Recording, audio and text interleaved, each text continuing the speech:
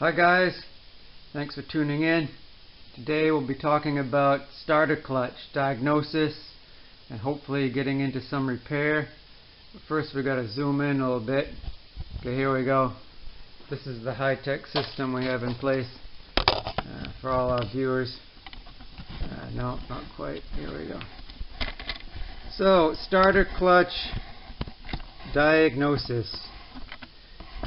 It goes like this. You press the button for your starter and it goes vzz, turns over really fast.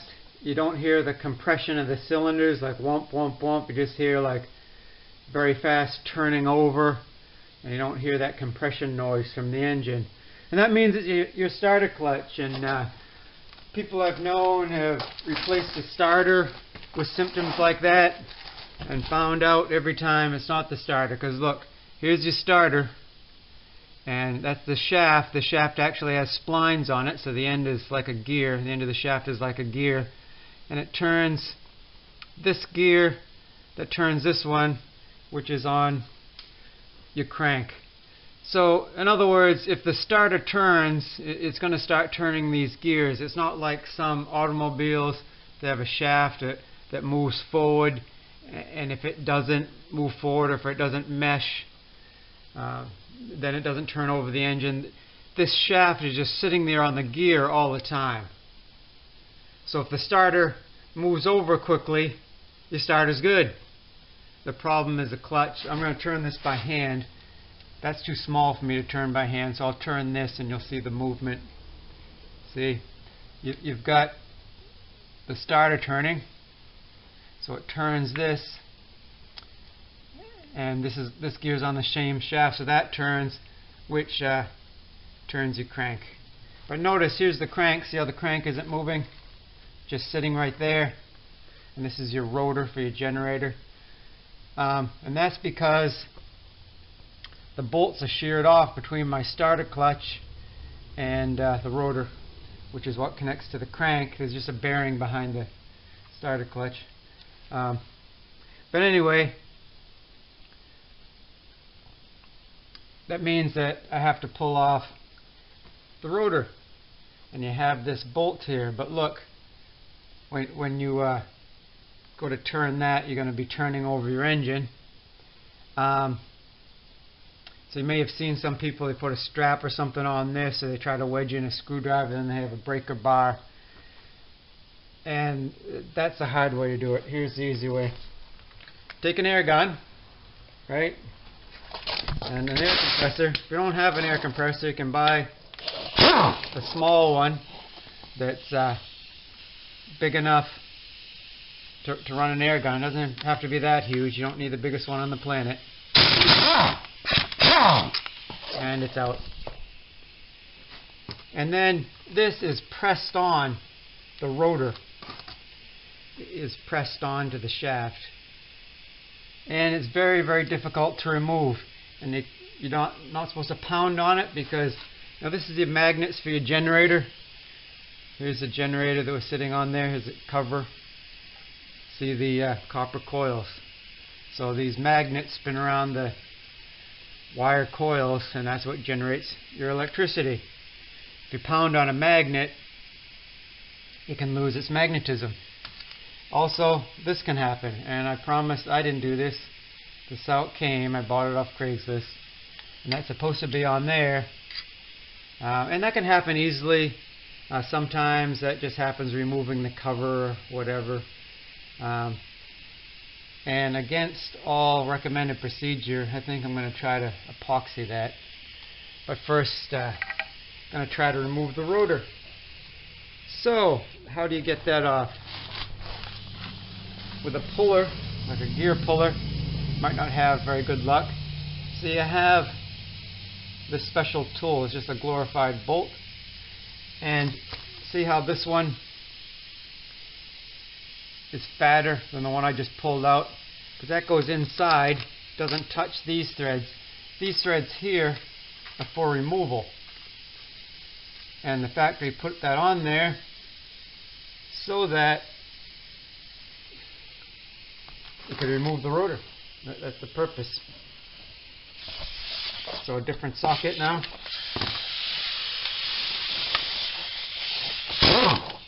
See if I can do it.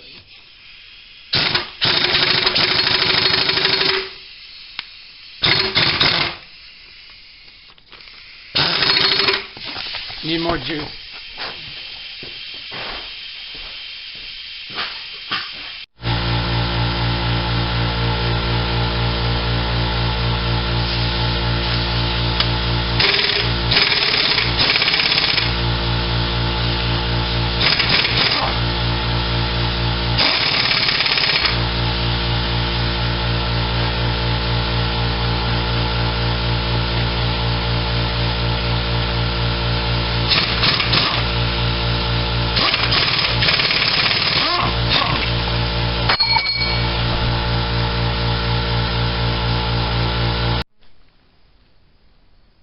Okay, this is all a wonderful pieces, parts. I mean, look at that thing. Looks like some sort of Japanese puzzle. And we've reached the time for coffee. Oh man, I'm not sure there's enough coffee in the world for this. Look at that. It's crazy. Okay, we're gonna power through. So this is your starter clutch. This is the housing, and these parts here make it work. You got 3 springs, 3 little cylinders, 3 big cylinders. Okay, so you got your spring. Looks like a Bic pen spring. You might even be able to fix your starter clutch with that. That was your whole problem. Not even kidding.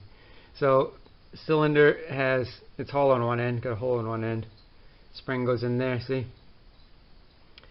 And then there's an amazing hole there. Then the big cylinder. Oh yeah, that is great. It's going together. This might actually work. Oh my goodness. There we go. Yay. 2 out of 3 ain't bad. Let's just throw it together like that. My goodness. Why are you such a perfectionist all the time? Okay, we got 3 of them. And then the amazing cover. Just so when I move it, it doesn't combobulate. See, that holds those big cylinders in place. Otherwise I move it and boing, right? You don't want boinging. So there is the gear. You want to turn that, right? Which turns your crank. So I got to press in these a little bit. See if I can do it. Won't I be so happy with myself? No. Some Kawasaki tech laughing at me now, but that's fine.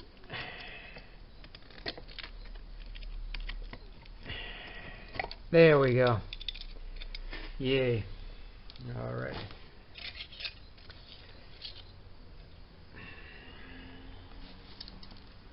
So I'm just showing you the function here. It's going to be bolts going through there, hooked to this. Okay. So the starter turns, it turns the gears, it turns this gear, and then this starter clutch can't turn in that direction relative to the gear. So that direction is your starter turning over the crank. But then the engine starts. It's turning over really fast. And the starter on this bike is always attached to the gear, which is attached to these gears, see? So then you want that to be a freewheel, see? So it turns in that direction, doesn't turn in that direction. And I'm just doing it hand power here. So will it actually work the way it should under the kind of torque you have with the starter? I think so, but we haven't quite verified that yet. But I'm thinking it's good. So I'm going to put it together when I can. But now we've discovered the original problem, and probably why it was so inexpensive on Craigslist, is because all the bolts sheared off. There's 3 bolts. They all sheared off. See how the threads have been worn right off. See how it's mushroomed on the end? See the mushrooming? Or been pound. And I'm thinking maybe these weren't the right bolts. Maybe they were loose. Maybe they should have had Loctite and didn't. I'm not sure. But this got beat up. It's even, see, it was even beating here. So it's almost like you have 2 holes. So I'm going to try to get these out with an easy out or something. See if that's possible. And then is there enough thread left for me to be able to reuse this? And if it seems to tighten, is it going to last on the bike?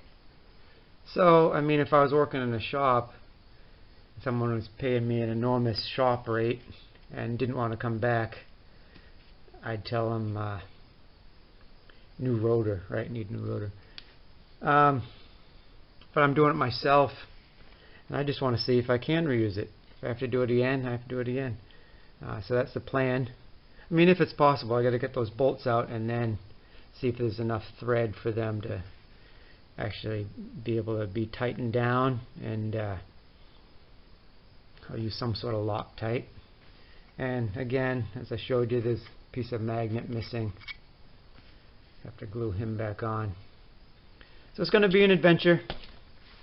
We've just started. It's how far we've got. Locate a drill and some easy outs and see what's happening. And I thank you for tuning in to this wild adventure so far. Hope to see you again soon. And I'll leave you with some wisdom. John 3:16. For God so loved the world that he gave his only begotten Son, that whosoever believeth in him should not perish, but have everlasting life. Amen. God bless you guys. See you soon.